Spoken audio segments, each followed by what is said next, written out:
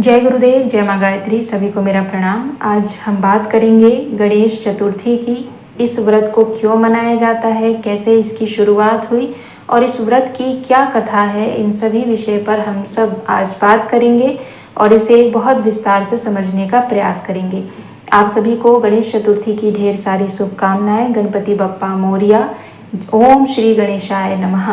आज हम इसी के साथ अपनी बात को शुरू करते हैं। चलिए जानते हैं कि क्यों गणेश चतुर्थी मनाई जाती है, इसके व्रत की कथा क्या है, किसने इसकी शुरुआत की और इस व्रत को करने से किसको क्या लाभ प्राप्त हुआ है, और साथ ही साथ कि भगवान गणेश का नाम गणपति क्यों पड़ा है, इसे भी हम समझने का प्रयास करेंगे।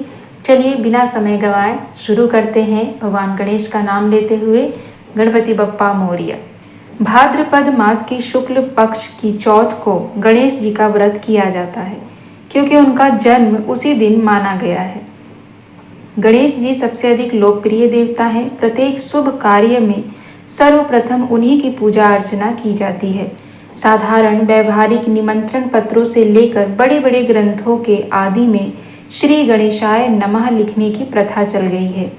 सिद्धि सदन और विद्यावारिधि गणेश जी आठों सिद्धियों और नव निधियों को देने वाले हैं। गणेश चतुर्थी को लोग दिन भर व्रत रखते हैं।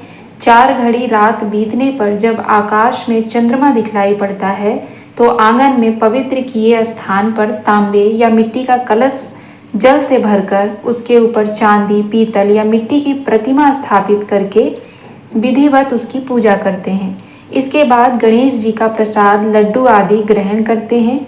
जो लोग श्रद्धापूर्वक इस व्रत को करते हैं उनकी सभी मनोकामनाएं सिद्ध होती हैं।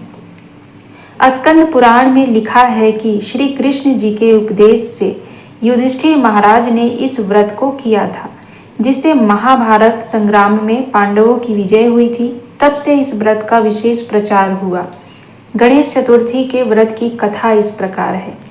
एक समय शंकर जी और पार्वती जी विचरण करते करते नर्मदा के किनारे पहुंच गए। वहां एक अत्यंत रमणीय स्थान देखकर विश्राम के लिए बैठ गए। कुछ देर बाद पार्वती जी बोली, भगवान, मेरी इच्छा है कि यहाँ आपके साथ चौपड़ का खेल खेलूं। शिव जी ने कहा, अच्छा है, पर तुम तो खेलने वाले हुए, परंतु हार जीत का निर्णय करने वाला भी तो कोई होना आवश्यक है। पार्वती जी ने आसपास से थोड़ी सी घास उखाड़कर उससे एक बालक बना दिया और उसमें प्राण डालकर कहा, बेटा, हम दोनों चौपड़ खेलते हैं, तुम उसे देखते रहना और बतलाते रहना कि किसकी हार जीत हुई। खेल में 3 बार पार्वती जी की विजय हुई और शंकर जी तीनों दफे हार गए, परंतु अंत में जब बालक से पूछा गया तो उसने शिव जी की जीत और पार्वती जी की हार बताई। उसकी इस दुष्टता को देखकर पार्वती जी बड़ी नाराज हुई और उसे शाप दिया, तूने सत्य बात कहने में प्रमाद किया है, इस कारण तू एक पैर से लंगड़ा होगा और सदा इसी बीच में पड़ा रहकर दुख पावेगा। माता का शाप सुनकर बालक ने कहा, मैंने कुटिलता से ऐसा नहीं किया है, केवल बालकपन के कारण मुझसे भूल हुई है, इससे मुझे क्षमा करो। तब पार्वती जी ने दया करके कहा, जब इस नदी के तट पर नाग कन्याएं गणेश पूजन करने आवे तो उनके उपदेशानुसार तू भी गणेश जी का व्रत करना, उससे यह पाप दूर हो जाएगा। यह कहकर पार्वती जी हिमालय को चली गई। 1 वर्ष बाद नाग कन्याएं गणेश पूजन के लिए नर्मदा के किनारे आई। उस समय श्रावण का महीना था। नाग कन्याओं ने वहां रहकर गणेश व्रत किया और उस बालक को भी व्रत तथा पूजा की विधि बतलाई। नाग कन्याओं के चले जाने पर उस बालक ने 21 दिन तक गणेश व्रत किया। तब गणेश जी ने प्रकट होकर कहा, मैं तुम्हारे व्रत से बहुत प्रसन्न हूँ, इसलिए जो इच्छा हो सो वर मांगो। बालक ने कहा, मेरे पाँव में शक्ति आकर लंगड़ापन दूर हो जाए, जिससे मैं कैलाश पर चला जाऊं और वहां माता पिता मुझ पर प्रसन्न हो जाएं। गणेश जी वरदान देकर अंतर्ध्यान हो गए। बालक शीघ्र ही कैलाश पहुंचकर शिव जी के चरणों पर गिर पड़ा। शिव जी ने पूछा, तूने ऐसा कौन सा उपाय किया जिससे पार्वती जी के श्राप से मुक्त होकर यहाँ तक आ पहुंचा? अगर ऐसा कोई व्रत हो तो मुझे भी बता, जिससे उसे करके मैं पार्वती जी को प्राप्त करूं, क्योंकि उस दिन से क्रुद्ध होकर वे अभी तक मेरे समीप नहीं आई। बालक की बतलाई विधि के अनुसार शिव जी ने भी 21 दिन तक गणेश का व्रत किया, जिससे पार्वती जी के हृदय में आप ही शिव जी से मिलने की इच्छा हुई और वे पिता हिमाचल से विदा मांगकर कैलाश चली आईं। इस प्रकार गणेश जी का व्रत सब कामनाओं को पूर्ण करने वाला है। गणेश जी हमारे देश के बहुत प्राचीन देवता हैं और 5-6 हजार वर्ष पुराने मोहनजोदड़ो के खंडहरों में भी उनकी पूजा का पता लगता है। गुप्तकालीन मूर्ति कला में भी चूहों पर बैठे गणेश जी की आकृतियां बनी हुई है। गणेश जी का दूसरा नाम गणपति भी है। इसके संबंध में जो खोज की गई है उसके आधार पर अनेक विद्वानों का कथन है कि गणेश जी का नाम अथवा उनकी पूजा का विधान वेदों में नहीं मिलता। फिर भी इतना मालूम होता है कि प्राचीन भारत में स्थान स्थान पर गणतंत्र शासन के जो संगठन फैले हुए थे उनके देवता के रूप में गणपति जी की पूजा की जाती थी और तभी से प्रत्येक शुभ कार्य को निर्विघ्न समाप्त करने के लिए गणेश जी को मनाने की पद्धति प्रचलित हो गई है। इस प्रकार गणेश जी सामान्य जनता के देवता और मार्गदर्शक के रूप में स्वीकार किए जाने योग्य हैं।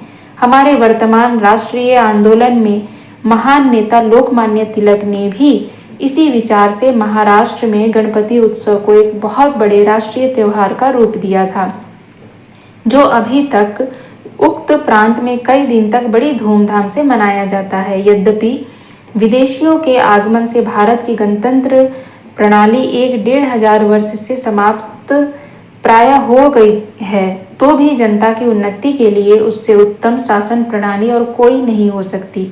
उसमें प्रत्येक क्षेत्र की जनता अपने निर्वाह के आवश्यक कार्यों की व्यवस्था स्वयं कर सकती है और उसे परावलंबी नहीं होना पड़ता। वह समय भारत में फिर आ जाए तो जनता को कष्ट दूर हो। यही प्रार्थना हमको गणेश जी से इस दिन करनी चाहिए। वर्तमान काल की प्रजासत्तात्मक शासन प्रणाली एक प्रकार से प्राचीन गणतंत्र प्रथा का ही रूप है।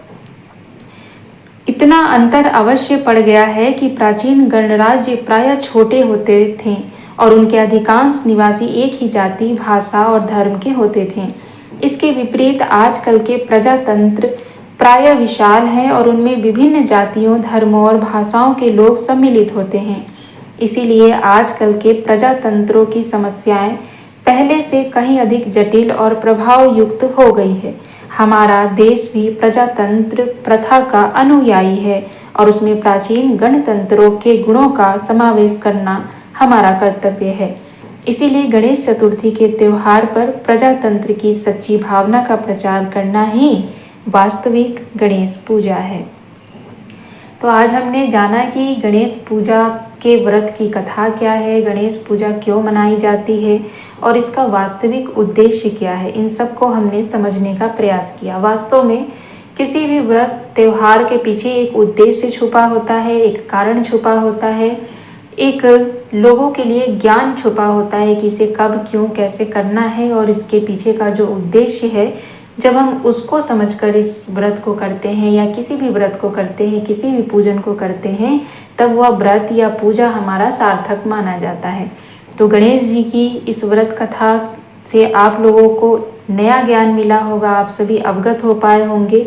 और यहाँ पर गणेश जी, गणपति जी दोनों के बारे में हमने जाना कि कैसे कैसे प्राचीन काल से लेकर हमारे राष्ट्र के उद्देश्य तक को इस व्रत को किस लिए मनाया गया। तो इन सभी चीज़ों को हमने जाना, इन सबको समझा। आप सभी की गणेश चतुर्थी बहुत मंगलमय हो, बहुत अच्छे से आप मनाएं और भगवान गणेश जी की आपको कृपा प्राप्त हो।